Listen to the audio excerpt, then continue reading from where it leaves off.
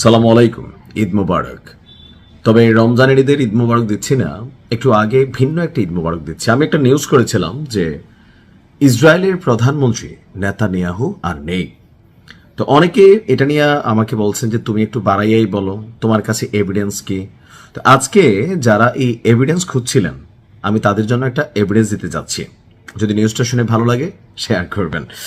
তবে এখানে একটা বিষয় থাকতে পারে যে ধরেন যারা এই লেভেলের ডিকটেটরশিপ ক্যারেক্টার, তারা বিভিন্ন সময় নানান ধরনের আবার রিউমার অথবা গসিপও তৈরি করে। যেমন উত্তর কোরিয়ার প্রেসিডেন্ট কিম জং উন একবার প্রায় টানা 6 মাস তারে কিন্তু আসলে জনসম্মুখে দেখা যায় নাই। তো তখন একটা রিউমার উঠছিল যে ক্যান্সারের চিকিৎসা চলছে, কিম জং উন মারা গেছে, উত্তর কোরিয়া এটাকে লুকায় রাখতেছে। পরবর্তী সময় 6 মাস পরে কিম জং উন কিন্তু সামনে আসছিল।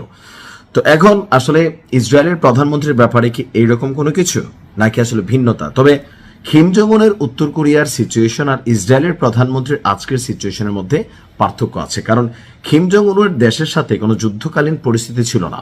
আজকে যখন আমরা কথা বলছি নেতানিয়াহুকে নিয়ে, যুদ্ধকালীন এই 16তম দিনে এসে যে একটা গুরুত্বপূর্ণ বৈঠক বসছে, যেই বৈঠক কখনোই নেতানিয়াহু মিস করে নাই। আজকে যখন ওই বৈঠকে নেতানিয়াহুর আসনটি খালি, তখন গুঞ্জন জোরালো হচ্ছে, তাহলে কি সত্যি ইরানের হাতে মারা গেছে নেতানিয়াহু?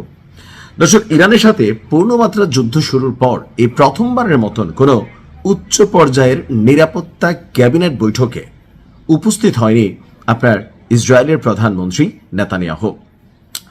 কোন রকম আপনার আগাম ঘোষণা বা ব্যাখ্যা ছাড়াই প্রধানমন্ত্রীর এই রহস্যজনক অনুপস্থিতি নিয়ে ইসরায়েল জুড়ে যেমন গুঞ্জন আছে, পশ্চিমা বিশ্বেও গুঞ্জন জোরালো হচ্ছে।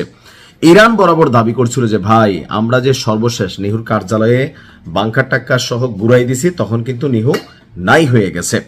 যদিও পরবর্তী সময় ইসরায়েলের পক্ষ থেকে বলা হয়েছে নাই হয়নি।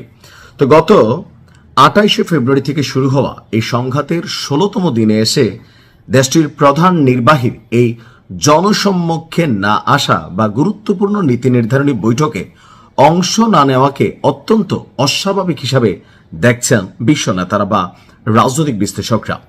ইরানের নেতৃত্বের উপর ইসরায়েলের অভিযান এবং তার পাল্টা জবাবে ইরানের যে বিকল্প একটা ভয়াবহ মিশন ছিল, নিহুর কার্যালয়ে তার ক্ষেপণাস্ত্র ভান্ডার, সবকিছু মিলিয়ে, তো সেখানে বলা হচ্ছে যে এই মুহূর্তে যখন যুদ্ধকালীন পরবর্তী সিদ্ধান্তগুলো কি হবে, যেদিকে আমরা দেখছি আমেরিকা প্রায় 2500 সৈন্যের একটা স্পেশাল ফোর্স পাঠাচ্ছে। তো এই মুহূর্তে ইসরায়েলের ভূমিকা কি হবে, ইরান আবুধাবি দুবাই টুবাই খালি করার ঘোষণা দিচ্ছে।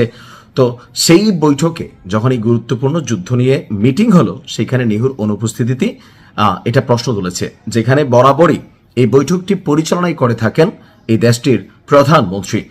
জর্ডান ভিত্তিক সংবাদ মাধ্যম রয়া নিউজ বলছে যে গুরুত্বপূর্ণ সামরিক সিদ্ধান্ত নেওয়ার দিন নিহুর অনুপস্থিতি তার মৃত্যুর গুঞ্জনকে জোরালো করছে।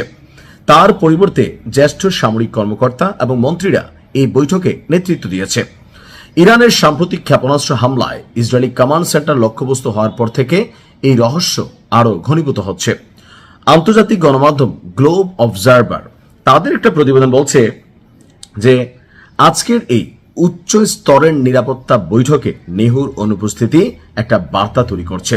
যুদ্ধের এই বিশেষ সন্ধিক্ষণে যখন প্রতিটি পদক্ষেপ অত্যন্ত হিসাব করে নিতে হয়, তখন ইসরায়েলি প্রতিরক্ষা বাহিনীর মনোবল এবং নেতিবাচক একটা প্রভাব তৈরি হয়েছে। কেন? কারণ এই যুদ্ধের মধ্যে নিহুর আজকের এই বৈঠকটা খুবই গুরুত্বপূর্ণ ছিল, কারণ ইরান একটা বড় ধরনের অভিযানের প্রস্তুতি নিচ্ছে।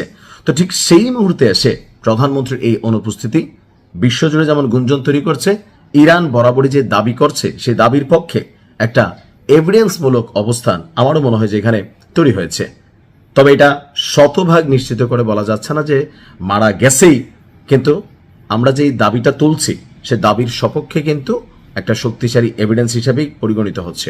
ভালো থাকুন, আসসালামু আলাইকুম।